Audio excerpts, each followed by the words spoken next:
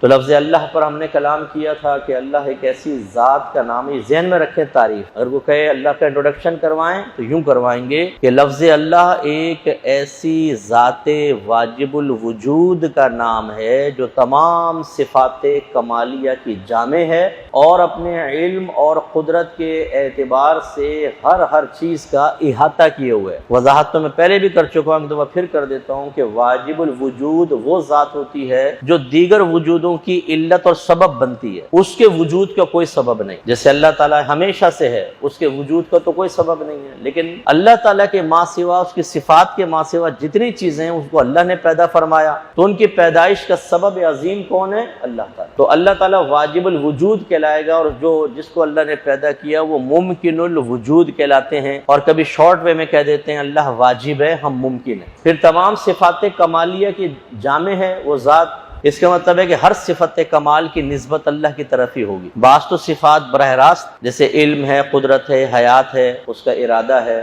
اس میں ذکر بھی آئے گا. اس کے علاوہ پیدا کرنا، رزق عطا فرمانا، یہ ڈائریکٹ آپ کہہ دیتے ہیں. اور بعض چیزیں ایسی ہوتی ہیں کہ جو اگر دیکھا جائے تو انسان کی طرف اس کی نسبت ہوتی ہے. برج خلیفہ جی کس نے بنایا؟ جی وہ شیخ نے بنایا دبئی کے. ابھی تو نہیں کہیں گے اللہ نے بنایا، حالانکہ اللہ تعالیٰ نے توفیق دی، لیکن ہم انسان کی طرف نسبت کریں گے. لیکن اس کے بنانے کا کمال جو ہے، اس میں جو صلاحیتیں استعمال ہوئیں، جو انجینئرنگ کا استعمال ہوا، وہ توفیق کس نے دی؟ وہ علم کس نے دیا؟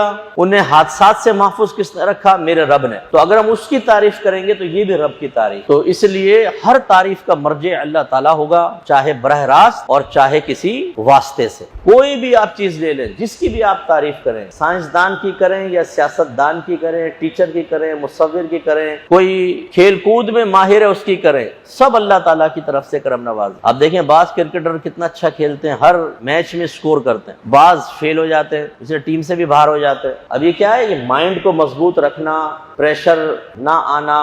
ورنہ جب پریشر آتا ہے، اگر آپ نے کرکٹ کھیلی ہو، فقیر نے بھی کافی کرکٹ کھیلی ہے، تو ہاتھ پاؤں ہی نہیں چلتے، بلہ ہی نہیں چلتا. آؤٹ آف فارم جب آدمی ہوتا ہے تو ایسا لگتا ہے جیسے اجنبی شاٹ لگا رہا ہے، وہ یہاں سے گیندیں نکلتی ہیں پتہ نہیں چلتا. اور جب وہ فارم میں ہوتا ہے تو گیند فٹ بال کی طرح نظر آتی ہے، بڑی نا، جیسے مرضی مارو لگے گی بلے پہ اور جائے گی باؤنڈری سے باہر. اب یہ جو اللہ تعالیٰ دیکھیں کسی کے مائنڈ کو کمزور کر دیتا ہے کہ وہ پریشر لے لیتا ہے، وہ خوفزدہ ہو جاتا ہے، فاسٹ بولر سے خوفزدہ ہو جاتا ہے، یہاں سے گیند نکلی، یہاں سے پسینے آنے لگتے ہیں، کانپنے لگتا ہے، ڈرتا ہے اور پھر وہ آؤٹ ہو جاتا ہے. اور کسی کو اتنی مضبوطی اللہ تعالیٰ دے دیتا ہے کہ اس کی وجہ سے بالر پہ پریشر آ جاتا ہے. تو یہ تو میں آپ کو ویسے ایک بات سمجھا رہا ہوں تاکہ آپ کے سمجھ میں آئے. اب یہ جس کو بھی یہ صلاحیتیں حاصل ہوتی ہیں، دی کس نے؟ آپ کے رب نے دی. جتنے بھی انبیاء علیہ السلام تشریف لائے، ان کے پاس کمالات تھے، انہوں نے جو معجزات دکھائے، جیسے خاص طور پہ ہمارے نبی کریم صلی اللہ علیہ وسلم جو آخری نبی ہیں، اور آپ کے بعد قیامت تک کوئی نبی نہیں آئے گا. جو اس کا عقیدہ رکھے وہ کافر ہے اور دائرہ اسلام سے خارج ہے. کتنے کمال ہیں ہمارے آقا کے، قیامت تک کے لیے اربوں خربوں کو مسلمان کر گئے، لیکن یہ حقیقتاً کمال کس کا ہے؟ ہمارے رب کا. تو اس لیے تعریف اللہ تعالیٰ کی ہے، یہ یاد رکھیں. جتنی بھی تعریفیں کریں، اگر زوجہ آپ کی اچھا کھانا بناتی ہے نا، تو یہ اچھا کھانا بنانے کی توفیق بھی اللہ کی طرف سے ہے.